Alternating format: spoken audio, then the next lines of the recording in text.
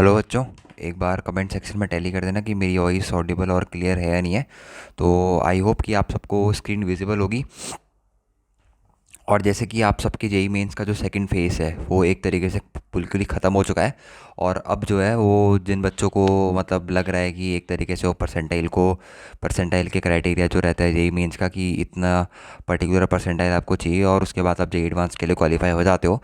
तो अगर आपको लग रहा है कि आपकी उतनी परसेंटाइल आ रही है, जो कि बेसिकली अगर थोड़े मोटे तौर पे देखा जाए तो बेसिकली वो परसेंटाइल 90 तक मैक्सिमम जा सकती है। मेरा जहाँ तक मानना है 90 तक मैक्स, इसके ऊपर तो नहीं जाना चाहिए कट ऑफ को। एट द मैक्स अगर जा सकता है तो 90, मतलब अगर 89 90 की रेंज में अगर आपका परसेंटाइल है तो आप एकदम जेई एडवांस्ड के लिए रेडी हो। आपको अब जो भी बचा हुआ टाइम है उस पर रेगरेट करने से अच्छा कि जेई मेंस में मेरी परसेंटाइल ख़राब आ गया, ये सब रेगरेट करने से अच्छा जो आपको एक मौका मिला है जेई एडवांस्ड का, उसमें अगर इन 45 डेज़ में या फिर 40 से लेके 45 डेज़ आपके पास जितने भी बचे हैं, अगर इनमें बहुत अच्छे तरीके से काम कर लोगे, थोड़ा सही वाला कंटेंट पकड़ के उसे सॉल्व वगैरह कर लोगे, तो जेई एडवांस्ड क्रैक होना एटलीस्ट 40 to 50% नंबर लेके आना उतनी कोई बड़ी बात नहीं है। ठीक है, मेरी बात समझ में आ रही है? इन जो ये जो दिन बचे हैं आपके पास 40 to 45 डेज़, अगर इसमें मतलब अगर इन डेज़ में आपने कोई मतलब बचकानी हरकतें नहीं करी तो मतलब किसी भी दूसरे कुछ अलग ही कंटेंट सॉल्व करने लग गए, कोई तगड़ा ही कंटेंट सॉल्व करने लग गए या फिर कोई बिलो एवरेज ही कंटेंट सॉल्व करने लग गए, तो एक अच्छा सा कंटेंट उठा के आपके जो भी कोचिंग के नोट्स मॉड्यूल्स वगैरह मिलते हैं आपको, उसमें से कोई भी जो एडवांस्ड की सीरीज़ के होते हैं उनको उठा के एडवांस्ड के टेस्ट देके अगर एक अच्छे, अगर आप 40 एटलीस्ट 35 से 40% मार्क्स भी ले आते हो, तो मतलब आपका ये मैक्सिमम मतलब बिल्कुल ही 45 डेज़ का जो यूटिलाइजेशन है वो आपका 100% यूटिलाइज कर लोगे। अगर आपने इन 40 to 45 डेज़ में अगर कुछ ऐसा करा जैसे आपके जे एडवांस्ड में जो मार्क्स की रेंज है वो 35 से 40 नंबर पे आ गई, तो ये जो आपके 45 डेज़ है ये आपका मैक्सिमम यूटिलाइजेशन होगा। मतलब इससे बेहतरीन आपने 45 डेज़ का यूटिलाइजेशन अभी तक की आपकी 16 to 17 या 18 19 जितनी भी आपकी एज है उतनी एज में आपने अभी तक इतना मैक्सिमम यूटिलाइज अपने 45 डेज़ का नहीं करा होगा। तो मैक्सिमम यूटिलाइजेशन करने की हमेशा कोशिश करना, और हमारी तरफ से जो कोशिश होती है वो तो हम करते ही हैं। जैसे आप सब बच्चों ने रिक्वेस्ट भी करी थी, एक आध कमेंट में रिक्वेस्ट भी आई थी कि जेई एडवांस 2024 के लिए मैथमेटिक्स फिजिक्स के लिए कुछ ना कुछ कंटेंट अपलोड करते रहना। तो देखो, मैं साइड बाय साइड कुछ ना कुछ कंटेंट तो अपलोड करता रहूँगा, पर अल्टीमेटली मेहनत आपको खुद ही करनी पड़ेगी। जितना भी आप एफर्ट्स डालोगे इन 40 to 45 रिमेनिंग डेज़ में, उतने ही आपको आउटपुट मिलेगा फाइनली जेई एडवांस्ड के एग्ज़ाम में। और देखो, जेई एडवांस्ड जो है ना ही वो टाइम का एग्ज़ाम है। ठीक है, JEE advanced is not exam of time. Time का तो वहाँ बिल्कुल ही कोई मतलब नहीं है। और वहाँ नेगेटिव मार्किंग, जैसे मेंस में हर क्वेश्चन में नेगेटिव मार्किंग मिलती थी, तो नेगेटिव मार्किंग में आपको थोड़ा बहुत फोकस आउट रहना पड़ेगा। जेई एडवांस जो मेन एग्ज़ाम है ना वो थोड़ा सा मतलब एक्यूरेसी की टाइप ज़्यादा चले जाता है। जैसे जेई मेंस में कहते हैं कि 200 नंबर का अटैम्प्ट कर रखा है तो 200 में से 150 तो बन ही जाएंगे। तो जेई एडवांस्ड का ये एग्ज़ाम है कि 200 नंबर का आप वहाँ अटैम्प्ट ही नहीं कर पाते। कम चांसेस है कि आप 200 नंबर का अटैम्प्ट कर पाओ। जो टॉपर्स होते हैं मतलब वो भी 200 नंबर का कई बार अटैम्प्ट नहीं कर पाते हैं। तो जैसे लाइक सपोज, वैसे तो एग्ज़ाम का मार्क्स डिटरमाइन नहीं होते, पर पिछले 2 साल से ये ट्रेंड चल रहा है कि 2022 में भी 360, 2023 में भी आई गेस 360 का ही पेपर बना था। तो इन दोनों के ट्रेंड के हिसाब से अगर 360 में से जो मैक्सिमम आपने अटैम्प्ट करा पेपर, मान लो एवरेज ऑन जो मैं बच्चा मान रहा हूँ, वो जो पेपर अटैम्प्ट कर सकता है जिससे 30 to 35% आता है, दैट इज़ 150 मार्क्स का भी पेपर अटैम्प्ट करा, तो अगर मेंस वाली एक्यूरेसी अगर आपकी यहाँ रहेगी, जैसे वो 200 का आपने अटैम्प्ट करा और 150 का आपका करेक्ट निकला, या फिर कई बच्चे तो 130 140 तक मान के चलते हैं, प्लस माइनस 70 का मान के चलते हैं। पर अगर 150 का आपका यहाँ अगर 80 या 90 हुआ, या let suppose maximum to maximum 100 तक भी पहुँच गया, तो मतलब ये समझ लेना कि आप खतरे में हो। मतलब इसमें आपकी रैंक बहुत ज़्यादा इधर उधर हो जाएगी। और वहीं 150 को आपने अटैम्प्ट कर रखा है, आपने कम पेपर अटैम्प्ट करा, बट यू आर श्योर कि मेरे मतलब 140, ज़्यादा से ज़्यादा 135, इससे नीचे तो मेरा स्कोर नहीं गिरने वाला है। मेरे मैक्सिमम 150 भी आ सकते हैं, बट इन द केस अगर थोड़ी सी भी गलत हो जाए तो 140 या 145 इसी रेंज में मैं बैठने वाला हूँ। तो आप एक इस रेंज में अपनी एक अच्छी रैंक डिटरमाइन कर सकते हैं। तो जेई एडवांस टाइम का गेम नहीं है, जेई एडवांस नेगेटिव मार्किंग का गेम नहीं है। जेई एडवांस में सिर्फ एक चीज़ काम आती है, जितना भी सिलेबस आपने कर रखा है एटलीस्ट 60 70 80, इससे सिलेबस से बिल्कुल फ़र्क नहीं पड़ता, घंटा फ़र्क नहीं पड़ता। जेई एडवांस्ड में आपका सिलेबस 100% है या 200% है। बस एक चीज़ से फ़र्क पड़ता है कि लेट सपोज X% आपका सिलेबस है, तो उस X% में से आपने कितना परसेंट जो अटैम्प्ट करा है वो कितना परसेंट आपने सही अटैम्प्ट करा है।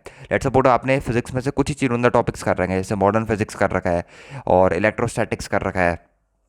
जैसे फॉर एग्जांपल, जैसे आपने फिजिक्स में टॉपिक कर रखा है, मान लो मॉडर्न फिजिक्स कर रखा है, फिज़िक्स में अगर मैं टॉपिक का नाम लूँ, मॉडर्न फिज़िक्स कर रखा है मान लो, फिज़िक्स में आपने इलेक्ट्रोस्टैटिक्स कर दिया, फिज़िक्स में आपने इलेक्ट्रोस्टैटिक्स कर दिया, फिज़िक्स में एक और चैप्टर आप नहीं छोड़ सकते, वो है यूनिट्स एंड डायमेंशंस, मान लो आपने एक चैप्टर कर दिया, यूनिट्स एंड डायमेंशंस का मान लो आपने एक चैप्टर कर दिया, आपने NLM Newton's laws of motion का एक चैप्टर कर दिया, और मान लो आपने रे या वेव ऑप्टिक्स, इससे बहुत ज़्यादा चांसेस रहते हैं कि बहुत इजी क्वेश्चन इससे पूछे जाते हैं, रे या वेव ऑप्टिक्स का आपने सवाल कर दिया। और न्यू मॉडर्न फिजिक्स से हर साल चांसेस रहते हैं कि 2 से लेके 3 या फिर कई बार तो 4 क्वेश्चन भी मॉडर्न फिजिक्स से पूछे जाते हैं। इलेक्ट्रोस्टैटिक्स से भी 2 क्वेश्चन परमानेंटली पूछे जाते हैं, या फिर कई कबार ये घट के 1 भी हो जाते हैं, या फिर मन करा तो वो इसको 3 तक भी पहुंचा सकता है। मतलब ऑन एन एवरेज यहाँ से 2 क्वेश्चन मान सकते हो, और ऑन एन एवरेज यहाँ से 3 क्वेश्चन आप मान ही सकते हो। यूनिट्स एंड डायमेंशन का 1 क्वेश्चन पक्का है। अब वो 1 क्वेश्चन या तो बेसिकली आपका फिजिकल क्वांटिटीज़ के ऊपर बेस जाएगा,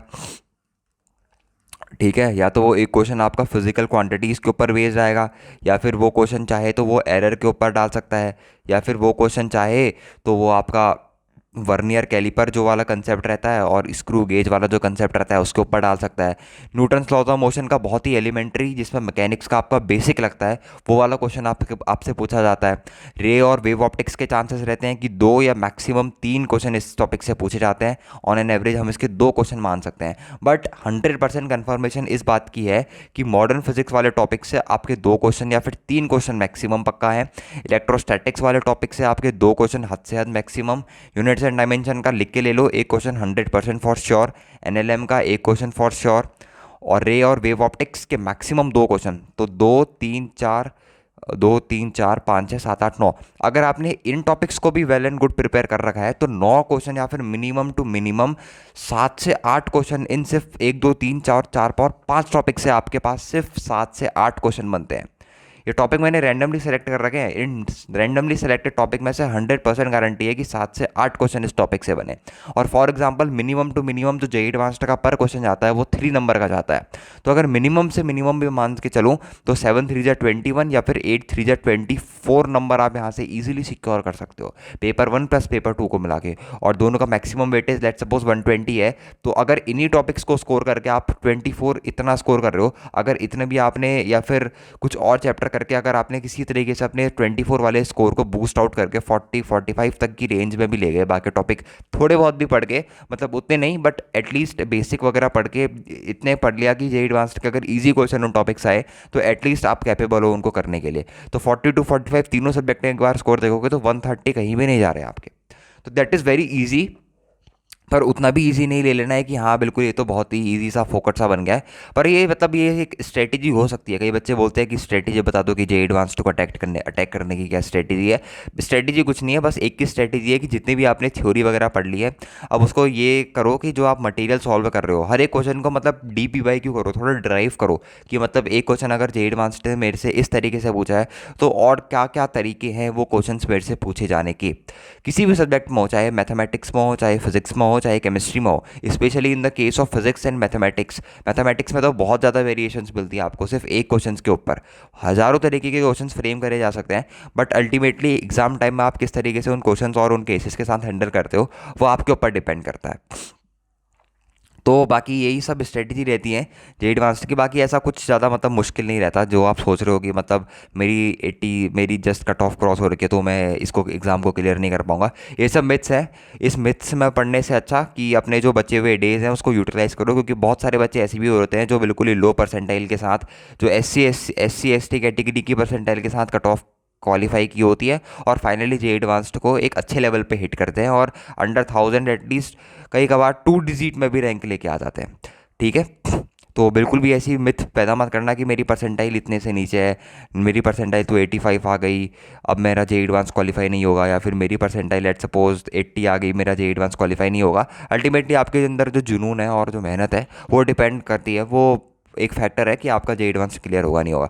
तो बेसिकली आज हम बात करने आए थे स्पेशली मैथमेटिक्स के टॉपिक के बारे में। मैं आपको देखो मतलब कुछ ऐसा तो बता नहीं दूंगा इन 45 डेज़ में जिसमें शॉर्ट की यही क्वेश्चन आने वाले हैं, बट मैं ऐसे कुछ इंपॉर्टेंट टूल्स आपके साथ शेयर जरूर करना चाहता हूँ मैथमेटिक्स के, जिसको लेके आप जेईई एडवांस्ड में मतलब कहीं पर अगर फंसने भी वाले होगे तो वहाँ पर फंसने से आप बच जाओगे। जैसे फॉर एग्जाम्पल ग्राफ्स, मैथमेटिक्स में जब भी मैं टूल्स की बात करता हूँ तो हमेशा मेरी बात को याद रखना, मैथमेटिक्स में जब भी मैं टूल्स की बात करता हूँ, एक मिनट ये पेन थोड़ा सा मोटा हो रहा है, इसका साइज थोड़ा सा पतला कर लिया जाए। ओके। जो one of the basic tools रहता है वो रहता है आपके पास ग्राफिकल अप्रोच, कि ग्राफिकल अप्रोच में आपको किसी भी तरीके की दिक्कत नहीं होनी चाहिए। ग्राफिकल अप्रोच इन मैथमेटिक्स, अभी मैं भी जानता हूँ ग्राफिकल अप्रोच इन मैथमेटिक्स, और मैं ये बात भी जानता हूँ कि बहुत सारे बच्चों का भी ग्राफिकल अप्रोच बहुत वीक होगा। तो बचे हुए जो जेई एडवांस का टाइम है, कहीं से भी किसी भी सोर्स से आप पढ़ रहे हो, मेरे को वो फ़र्क नहीं पड़ता, बट एटलीस्ट अपना ग्राफिकल जो अप्रोच है मैथ्स का उसको एक अच्छे लेवल पे ले जाओ। मतलब कि कैसे ट्रांसफॉर्मेशंस होते हैं, ग्राफिकल ट्रांसफॉर्मेशंस। क्योंकि अगर थोड़ा कठिन क्वेश्चन को एग्जामिनर को क्वेश्चन बनाना है, स्पेशली ऑफ द टॉपिक्स, अगर किसी ने उसमें नंबर ऑफ सॉल्यूशंस का क्वेश्चन पूछ दिया, जैसे एक 2023 में जेई एडवांस्ड का बहुत अच्छा क्वेश्चन आया था इंटीजर टाइप में, मेरी चैनल में आपको सॉल्व भी मिल जाएगा। वो बेसिकली एक इन्वर्स ट्रिग्नोमेट्री का क्वेश्चन था, एक इन्वर्स ट्रिग्नोमेट्री का tan inverse tan x function दिया था, और एक नॉर्मल साइन इनवर्स एक्स का फंक्शन ऐसे कुछ दिया था, नंबर ऑफ सॉल्यूशन पूछे थे, एक पर्टिकुलर रेंज दे दी थी। तो उसको पूरी मेथोडोलॉजी से सॉल्व करना, जो नॉर्मल सॉल्यूशंस होते हैं उसके, उससे अच्छा कि एटलीस्ट दोनों का ग्राफ बनाओ, कितने नंबर ऑफ इंटरसेक्शन पॉइंट आ रहे हैं उस पर्टिकुलर गिवन इंटरवल में, दैट इज़ योर सॉल्यूशन। और यही नहीं, एरिया अंडर द कर्व में भी बहुत सारा इंपॉर्टेंस होता है ग्राफ का। मतलब फटाफट अगर आपको ग्राफ नहीं आते हैं किसी, जैसे लेट सपोज ई की पावर एक्स का ग्राफ सबको आता है, थोड़ा सा ट्रांसफॉर्मेशन कर दूँ, मॉड ई की पावर मॉड एक्स का ग्राफ बनाने के लिए कह दूँ, तो वहाँ पर बहुत सारे बच्चे फंस जाएंगे। या फिर माइनस ई की पावर माइनस एक्स का ग्राफ बनाने के लिए कह दूँ, तो जो बेसिक वगैरह ग्राफ रहते हैं ना, कि माइनस से मल्टीप्लाई करें तो ग्राफ का क्या हाल होगा, अगर ग्राफ में कुछ क्वांटिटी ऐड या सब्ट्रैक्ट कर रहे हो आप, तो उससे क्या ग्राफ में इफेक्ट आएगा। तो ये जो सारी चीज़ें हैं, ये बहुत इंपॉर्टेंस देती है आपकी किस में, ग्राफिकल अप्रोच पे। तो एटलीस्ट इतने जो बेसिक लेवल के ग्राफ हैं जे एडवांस्ड के लिए, वो आपको क्लियर होने चाहिए फॉर शॉर्ट। जैसे अगर मैं कुछ ट्रांसफॉर्मेशंस आपको बताऊं, जैसे अगर मेरा मान लो एक फंक्शन है एफ एक्स, अगर इस फंक्शन को मैं ट्रांसफॉर्म कर दे रहा हूँ एफ एक्स, और इस पर मैंने कुछ क्वांटिटी ऐड या सब्ट्रैक्ट कर दी, तो ये ट्रांसफॉर्मेशंस आपको आना चाहिए। अब मैं फंक्शंस के अंदर ही चेंज कर दे रहा हूँ, यहाँ पर फंक्शन के अंदर ही चेंज हो गया, एफ एक्स प्लस माइनस ए क्या है, ए मेरे पास कोई भी कांस्टेंट हो सकता है, ए मेरे पास क्या है, कोई भी कांस्टेंट नंबर, एनी कांस्टेंट, या फिर मेरे पास कोई भी नंबर है क्या, ए। तो ये ट्रांसफॉर्मेशन हो गया। और क्या क्या ट्रांसफॉर्मेशन हो सकता है, अगर देखा होगा ग्राफ को कभी कभी मल्टीप्लाई कर देता है, एफ एक्स को मल्टीप्लाई कर दिया ए टाइम्स ऑफ एफ एक्स। इसमें दो केस आते हैं, बहुत ही मज़ेदार केसेस हैं। एक केस में ग्राफ स्ट्रेच हो जाता है ए टाइम्स एफ एक्स में, इस केस में मेरे पास क्या होता है, इस केस में मेरे पास ग्राफ जो होता है वो स्ट्रेच होता है। स्ट्रेच मतलब खुल जाता है रबड़ की तरह। अगर इसको 1/a टाइम्स एफ एक्स से मल्टीप्लाई करते हैं तो इसमें श्रिंक होता है। बहुत अच्छा क्वेश्चन जे एडवांस में इसमें फ्रेम हुआ था, नंबर ऑफ सॉल्यूशंस के ऊपर, श्रिंक्स द ग्राफ। ये केस हो गया। और क्या क्या केस हो सकते हैं, हाँ, अगर एफ एक्स का ट्रांसफॉर्मेशन आपने कर दिया एफ ऑफ माइनस एक्स के ऊपर, या फिर एफ एक्स का ट्रांसफॉर्मेशन कर दिया आपने किसके ऊपर, minus F minus of x के ऊपर, या फिर एफ एक्स का ट्रांसफॉर्मेशन कर दिया आपने मॉड ऑफ एफ एक्स के ऊपर।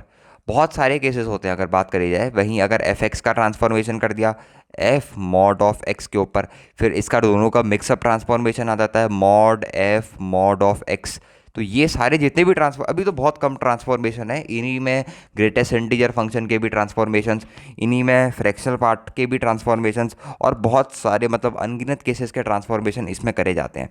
तो अगर मतलब आपको मैक्सिमम मतलब अगर सारे ट्रांसफॉर्मेशन याद नहीं भी हैं, तो एटलीस्ट ऊपर के जो मैंने शुरू के 5-6 ट्रांसफॉर्मेशन लिख रखे हैं, एटलीस्ट उन ट्रांसफॉर्मेशन में आपकी अच्छे से पकड़ होनी चाहिए। समझ में आ रहा है, सॉरी।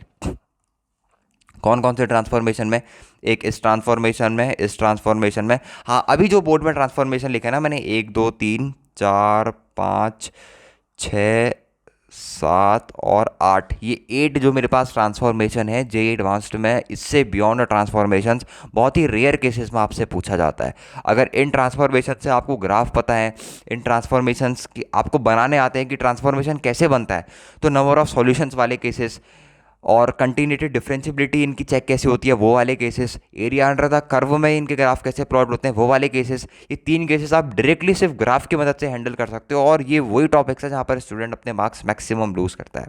अगर एरिया अंडर द कर्व का कठिन क्वेश्चन आता है तो उसमें कहाँ पर फंसाता है, अगर मैं बात करूं एरिया अंडर द कर्व, इस टॉपिक का अगर कठिन क्वेश्चन आता है तो यहीं कहीं वो ग्राफ में ही उसको फंसाता है, ग्राफ की प्लॉटिंग आपको नहीं आती बेसिकली।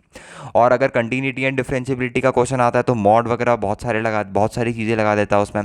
कंटिन्यूटी एंड डिफरेंशिबिलिटी, अगर ग्राफ बनाना आता है तो एटलीस्ट डिफरेंशिबिलिटी तो आप उसकी डायरेक्टली जज कर सकते हो, है ना। तो डिफरेंशिएबिलिटी तो आप उसकी डायरेक्टली जज कर ही सकते हो। और जैसे नंबर ऑफ सॉल्यूशंस वाले क्वेश्चंस हो गए, नंबर ऑफ सॉल्यूशंस वाले जो मेरे पास क्वेश्चंस रहते हैं वो भी बहुत इंपॉर्टेंट होते हैं। और सिंपल ग्राफिकल अप्रोच है तो एटलीस्ट वन लाइनर सॉल्व हो जाता है नंबर ऑफ सॉल्यूशन वाले क्वेश्चन। आपको कुछ भी एक्स्ट्रा अप्रोच डालने की उसमें बिल्कुल भी जरूरत नहीं होती। तो ये जो सारे बेसिक्स हमारे पास ट्रांसफॉर्मेशन हैं, जैसे एफ एक्स का ट्रांसफॉर्मेशन मैंने करा, let's suppose F minus of x में, मैं सिंपल एग्जांपल से रहा हूँ। आई गेस अगर आपको नहीं पता होगा तो मैं, मेरा अभी पर्पस से पढ़ाने का नहीं है, बस बताना चाहता हूँ कि ये वो टूल्स हैं एटलीस्ट जो जेई एडवांस्ड के एस्पिरेंट्स को, अगर आप जेई एडवांस के लिए तैयारी कर रहे हो तो एटलीस्ट ये टूल्स आपको याद होने चाहिए, ये ट्रांसफॉर्मेशन आपको याद होनी चाहिए। जैसे फॉर एग्जांपल मैंने एक एग्जांपल लिया, एफ एक्स का ट्रांसफॉर्मेशन मैं कराता हूँ एफ ऑफ माइनस एक्स में। इसी का एक बहुत बढ़िया एग्जांपल लेता हूँ, e raise to the power x का ट्रांसफॉर्मेशन कराया e raise to the power minus x में। अब मैं आपसे बोलता हूँ कि बस मेरे को इसका ग्राफ प्लॉट करके बताओ। अभी इसमें कॉम्प्लिकेशंस कैसे बढ़ती हैं और जेई एडवांस इस तरीके के क्वेश्चंस को कॉम्प्लिकेट कैसे करता है, वो सब उसे आता है, वो सब उसे बहुत ही मतलब भली बात ही आता है कि इन तरीके के क्वेश्चंस में कॉम्प्लिकेशंस कैसे करी जाए। या फिर अभी यहाँ पर फ्रैक्शनल पार्ट हो जाता है या फिर ग्रेटेस्ट इंटीजर फंक्शन हो जाता है, तो उस तरीके की सिचुएशंस को आप कैसे हैंडल आउट करते।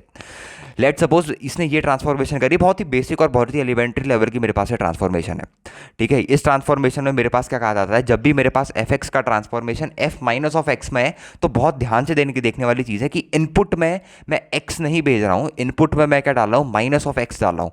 तो जो मेरे पास कर्व होता है किसका, e raise to the power x का जो मेरे पास कर्व होता है, f x is equals to e raise to the power x का मेरे पास कर्व आप सबको पता होगा, बहुत ही जनरलाइज्ड और बहुत ही बेसिक कर्व है मेरे पास, f x equals to e raise to the power x का।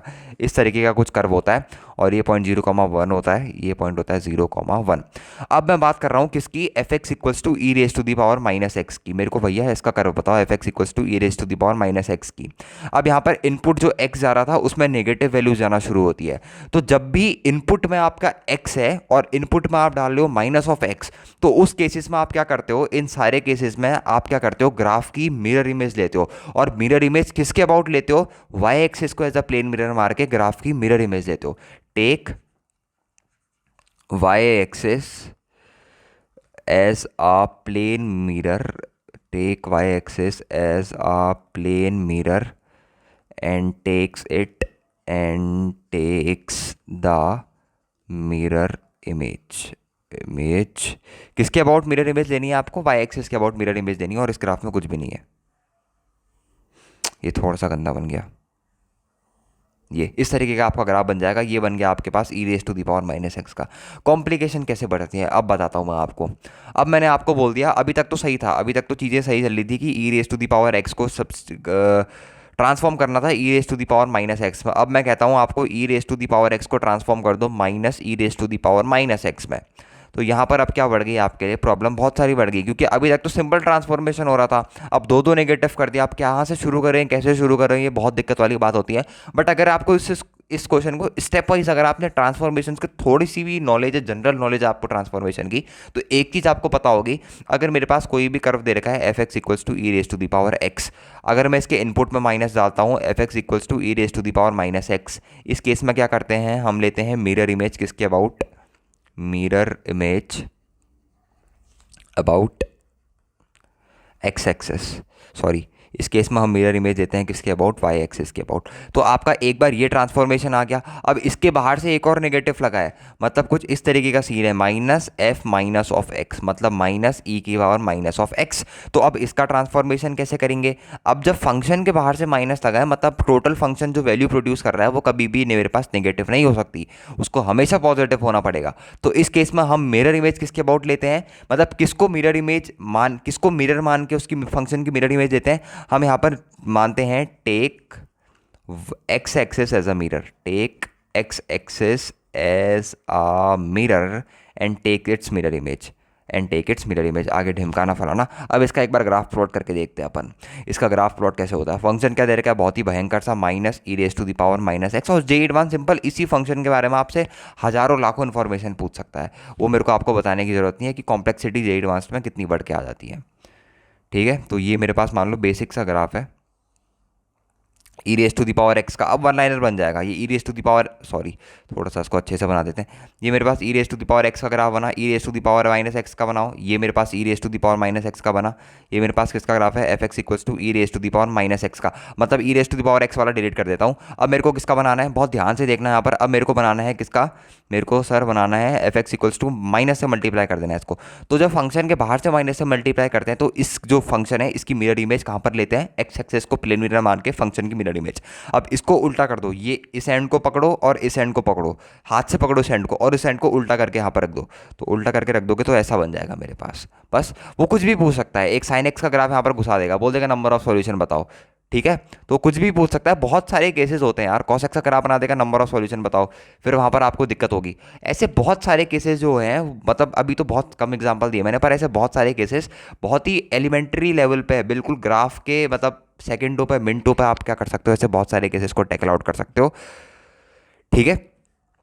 तो जेई एडवांस के लिए अल्टीमेटली स्ट्रेटेजी अपन की क्या रहने वाली है, अपन की स्ट्रेटेजी कुछ भी नहीं रहने वाली है। जितनी मेरी एंड से कोशिश रहेगी बेसिकली, जितना आपको मैथमेटिक्स में, फिजिक्स केमिस्ट्री में सपोर्ट कर सकूँ उतना मैं सपोर्ट आपको करूँगा। बट अल्टीमेटली आपको वही जो मैंने फिजिक्स में आपको स्ट्रेटेजी बताई, जैसे उतने सारे चैप्टर बताए, और जैसे मैथमेटिक्स में अपन को कौन से चैप्टर नहीं छोड़ने हैं मैथमेटिक्स में अपन को बहुत ध्यान से देखना, अपन को कौन कौन से चैप्टर नहीं छोड़ने हैं। सबसे पहले तो अपन का कोऑर्डिनेट ज्योमेट्री नहीं छूटना चाहिए, सबसे पहले अपना कोऑर्डिनेट ज्योमेट्री नहीं छूटना चाहिए, क्योंकि बहुत बार इसके डायरेक्ट फार्मूला बेस्ड क्वेश्चंस मेरे पास आ जाते हैं। प्रोबेबिलिटी नहीं छूटना चाहिए, आपको पता है 2 से लेके 3 क्वेश्चन इस टॉपिक के पक्का हैं। स्टैटिस्टिक्स नहीं छूटना चाहिए, ऐसे चिंदे टॉपिक नहीं छूटने चाहिए आपके, स्टैटिस्टिक्स नहीं छूटना चाहिए। और कौन से टॉपिक हो गए, रिलेशंस एंड फंक्शंस नहीं छूटना चाहिए। 1-1 on 2 के क्वेश्चंस आते हैं कई बार, रिलेशंस एंड फंक्शन आपका बिल्कुल नहीं छूटना चाहिए। ये टॉपिक बहुत सस्ता टॉपिक है, ठीक है। ये टॉपिक कभी भी खतरनाक नहीं होता, रिलेशन एंड फंक्शन। 1-1 on 2 के मैंने देखा है कई बार डायरेक्टली इसके क्वेश्चंस बहुत बार पूछे जाते हैं। और अगर कैलकुलस की बात करें तो डिफरेंशियल इक्वेशंस कभी नहीं छोड़ना चाहिए। डिफरेंशियल इक्वेशन बहुत ईजी टॉपिक है, और मतलब आई गेस स्ट्रेट फॉरवर्ड उसके क्वेश्चन पूछे जाते हैं। डिफरेंशियल इक्वेशंस आपका नहीं छूटना चाहिए। और कौन सा टॉपिक हो गया, और area under the curve, area under the curve. तो ऐसे बहुत सारे टॉपिक है, ठीक है, जो आपके मतलब बहुत ही इजी नंबर देते हैं आपको। और क्वाड्रेटिक इक्वेशंस हो गया, क्वाड्रेटिक इक्वेशंस हो गया। और एक और टॉपिक नाम याद आ रहा है मेरे को, बहुत ही सरल सरल टॉपिक है, अरिथमेटिक, एजीपी हो गया, ये अरिथमेटिक प्रोग्रेशन वाला टॉपिक हो गया। ये टॉपिक नहीं छूटना चाहिए, अरिथमेटिक प्रोग्रेशंस, ये टॉपिक नहीं छूटना चाहिए। तो ये ऐसे क्वेश्चन, ऐसे टॉपिक्स हैं जिससे शॉर्ट शॉर्ट 2 से लेके 3 क्वेश्चन हमेशा श्योर रहते हैं। जैसे कोऑर्डिनेट ज्योमेट्री की बात करूँ, स्ट्रेट लाइन का आ सकता है, सर्कल का आ सकता है, एलिप्स का आ सकता है, पैराबोला का आ सकता है, हाइपरबोला का आ सकता है। 6 टॉपिक हैं, 1 2 3 4 5 टॉपिक है। तो 5 में से एटलीस्ट 3 टॉपिक के ऊपर क्वेश्चन देता ही देता है। प्रोबेबिलिटी हो गया, 2 क्वेश्चन इससे पक्का आते ही आते हैं, एक बेस थ्योरम का आता है और एक वो केसेस बनाने वाले क्वेश्चन आ जाते हैं। स्टैटिस्टिक्स का भी एक क्वेश्चन पक्का आने लग गया है। रिलेशन एंड फंक्शन के चांसेस कम है, आ भी सकता है एक क्वेश्चन या फिर नहीं भी आ सकता है। डिफरेंशियल इक्वेशन का एक या फिर इसके 2 क्वेश्चन आप इसके मैक्सिमम मान सकते हो, पर हद से ज़्यादा एक क्वेश्चन आता है इसका। एरिया अंडर द कर्व का एक क्वेश्चन पक्का आता है। क्वाड्रेटिक इक्वेशन से भी शॉर्ट शॉर्ट नहीं है, पर अरिथमेटिक से प्रोग्रेशन से एक क्वेश्चन शॉर्ट शॉर्ट है। तो 3 4 5 6 7 8 9 10 9-10 क्वेश्चन आपके सिर्फ इन छोटे मोटे टॉपिक से ही बन जाते हैं। कोऑर्डिनेट से 3 क्वेश्चन, प्रोबैब के 2 क्वेश्चन, स्टैट के, रिलेशन एंड फंक्शन के मान सकते हो, डिफरेंशियल इक्वेशन के तो शॉर्ट शॉर्ट है, एरिया अंडर द कर्व का क्वेश्चन शॉर्ट शॉर्ट है, क्वाड्रेटिक इक्वेशन का क्वेश्चन शॉर्ट शॉर्ट है, एजीपी का भी क्वेश्चन शॉर्ट शॉर्ट है। लगभग हर एक टॉपिक में से हर एक क्वेश्चन शॉर्ट शॉर्ट आपकी होती हैं जेईई एडवांस्ड में। बस अल्टीमेटली वही होता है कि आपने टॉपिक को किस लेवल पर प्रिपेयर कर रखा है। तो जिस भी लेवल पर आपने प्रिपेयर करा हो या फिर जिस भी लेवल की आपको थ्योरी चाहिए हो एडवांस लेवल की, आप बस मेरे को एक बार बोल देना कमेंट सेक्शन में, मैं उस टॉपिक की एडवांस लेवल पर थ्योरी लाने का पूरा प्रयास करूंगा। और बाकी जो मैंने आपको स्ट्रेटेजी बताई, स्ट्रेटेजी देखो जेईई एडवांस के लिए कुछ नहीं रहती। जो भी आपके पास अप्रोच है, जितना भी आपका परसेंटाइल आया है मेंस में, अगर आपको लग रहा है कि आप क्वालिफाई कर जाओगे तो एटलीस्ट एक ट्राई मारना मत भूलना। मतलब एक ट्राई आप दे सकते हो जेईई एडवांस को, उसमें कोई भी बड़ी बात नहीं है, ठीक है। 1 try you must have to give to JEE advanced. तो देखते हैं कि अगली वीडियो से अपन ग्राफ के ऊपर क्या कर सकते हैं। बाकी देखते रहना कि जितने भी आपसे हो पाए कोशिश। बाकी जो भी वीडियो जिस भी टॉपिक पे आपको चाहिए होगी तो एक बार मेरे को कमेंट सेक्शन में बिल्कुल बता देना। तो आज की वीडियो बताए रखते हैं। Okay bye.